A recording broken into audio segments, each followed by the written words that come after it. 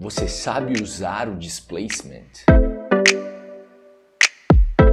E aí pessoal, aqui é o Diogo de volta com mais um vídeo e hoje a gente vai falar sobre esse tal de displacement. Mas antes de começar, gostaria de te convidar a conhecer a nossa loja. Lá você vai encontrar cursos de SketchUp, cursos de V-Ray, 3ds Max, Revit, AutoCAD e muito mais. O link da nossa loja está aqui na descrição desse vídeo. Então o negócio é o seguinte, nas aulas anteriores nós falamos sobre Bump e sobre o mapa normal ou Normal Map, que são duas formas de se adicionar detalhes com profundidade ou elevação em uma geometria sem alterar a própria geometria. Então a gente utiliza uma imagem, aplica numa geometria e a gente tem a ilusão ótica de que aquela geometria tem aquele relevo. E na verdade não tem, é apenas uma ilusão de ótica. Se você não viu aqueles vídeos, eu vou colocar cardzinho aqui em cima, tanto para o vídeo de Bump quanto para o vídeo normal. Vou colocar também o link aqui na descrição desse vídeo, porque você vai entender, muita gente confunde Bump com mapa normal com displacement.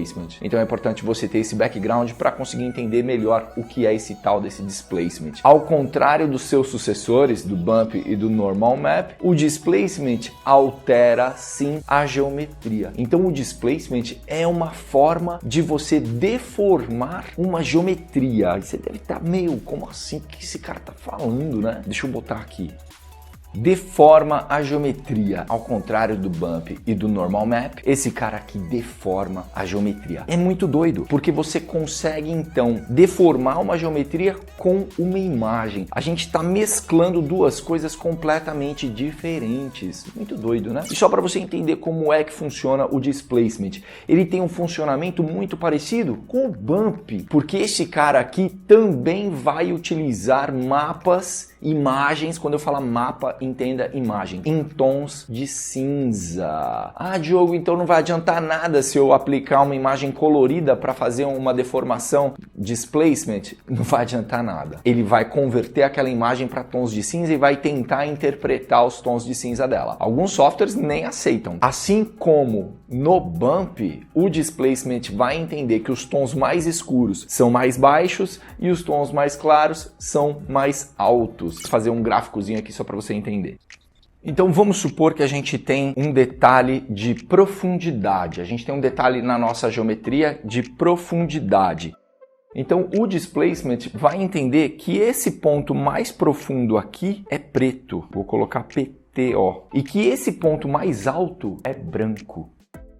BCO, branco. O meio termo, bem no meio, vai ser aquele cinza puro. A gente chama de cinza 127. Então, se você entrar lá no código RGB dele, ele vai estar lá 127, 127, 127, que é o cinza, é o neutro total, tá bom? Então, o cinza vai ser o nível 0. O que é branco, sobe. O que é preto, desce. Então, se a gente for fazer uma escala de cinza aqui do lado, daqui é a nossa escala. Então, nesse ponto aqui embaixo vai ser preto, tá? Então, vamos tentar. E ele vai clareando, vai clareando, vai clareando, vai clareando, até a hora que fica branco. Tá horrível essa representação aqui, por favor, utilize o seu grau de abstração para tentar entender o que eu fiz aqui. Então, esse ponto aqui é preto. Ele vai deformar a geometria no seu ponto mais profundo. E esse ponto aqui é branco. Ele vai deformar a geometria no seu ponto mais alto, que é esse cara aqui. Então, se você parar para pensar, o funcionamento desse cara aqui é muito parecido com o Bump, com a diferença de que o Bump não deforma a geometria e esse cara aqui deforma. A gente tem um plano e a gente aplica esse mapa nele, esse plano vai alterar. Na hora que você renderizar, você vai conseguir visualizar a deformação do seu plano. E aí, cara, o displacement, ele tem algumas peculiaridades. Primeira coisa, você consegue configurar a definição dessa deformação. Você consegue configurar a qualidade dessa deformação. Mas já que a gente está deformando a geometria, ele vai pegar e ele vai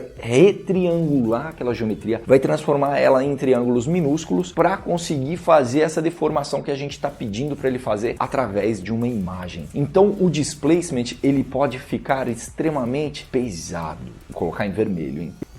Então use com parcimônia, tome cuidado. Eu lembro uma vez que eu fui fazer um trabalho, era um TCC para uma colega minha e ela estava fazendo um centro histórico. E aí as fachadas daquelas casas eram todas cheias de detalhe e ela tinha o desenho em AutoCAD. Eu falei, pô, é mais fácil eu transformar isso daqui em tons de cinza e aplicar, e aí já vai ter tudo aquilo, ao invés de ficar modelando todos aqueles detalhes da fachada das casas. O tiro saiu pela culatra, a maquete ficou mega pesada, o render travava, foi horrível, assim, e não deu certo. Tá? Então utilize com parcimônia esse tal desse displacement. Ele vai retriangular, então você consegue configurar o tamanho desses triângulos. Então quanto menor o triângulo, mais perfeita vai ficar a sua deformação, mas mais pesada vai ficar a sua geometria. O render demora pra caramba quando a gente utiliza displacement. Só que se você diminuir a qualidade dessa deformação, os triângulos que ele vai aplicar na superfície serão enormes. Só que aí essa deformação vai ficar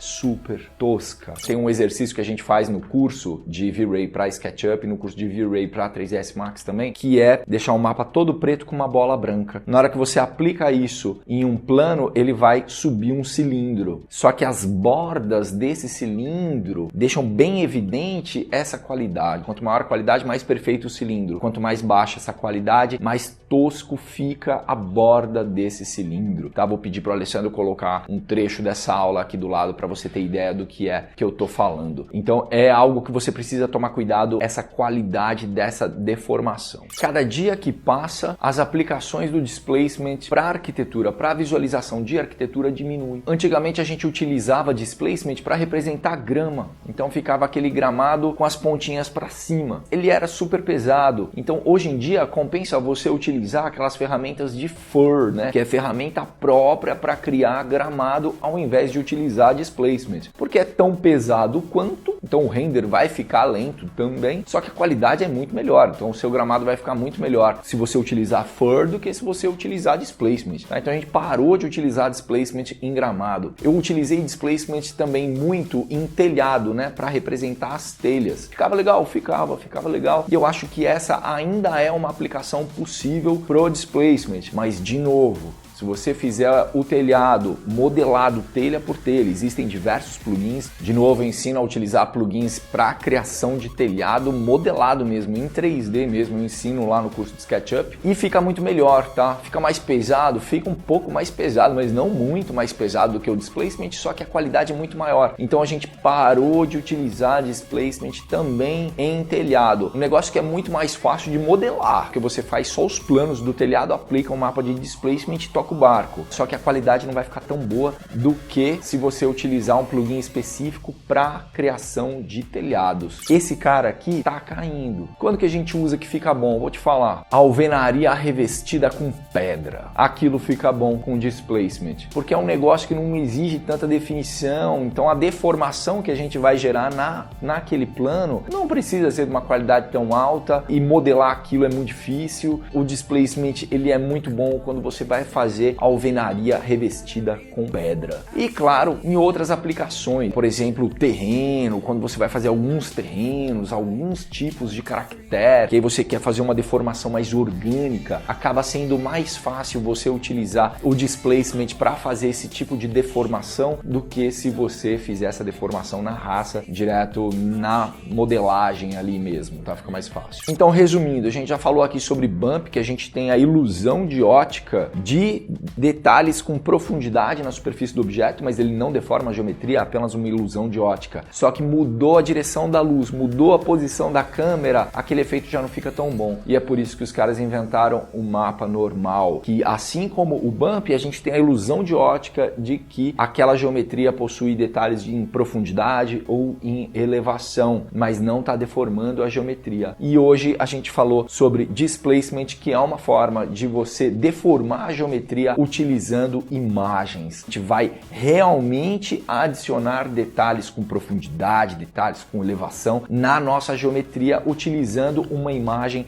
em tons de cinza. Os tons brancos representarão os picos mais altos, os tons pretos, os pontos mais baixos. E a média aqui, o 0 é o cinza 127. Alguns programas, não todos, você consegue configurar isso daqui. Então você consegue definir que o branco vai ser o ponto máximo e o preto ponto mais baixo. Você consegue configurar onde vai ficar essa linha intermediária, tá? Em alguns softwares você consegue configurar isso, mas isso já é advanced e esquece essa história. Lembrando mais uma vez, esse efeito aqui, ele é super pesado. Utilize ele com parcimônia, tá? Não sai aplicando displacement em tudo, não. Se você quiser saber mais sobre V-Ray para SketchUp, que utiliza displacement, porque o SketchUp mesmo não tem displacement, você só vai encontrar displacement no V-Ray. SketchUp não tem displacement. Então, se você quiser saber mais sobre V-Ray para SketchUp, a gente tem um curso foda que é o V-Ray Expert. Vou colocar o link dele aqui na descrição desse vídeo. E claro, se você curtiu esse vídeo,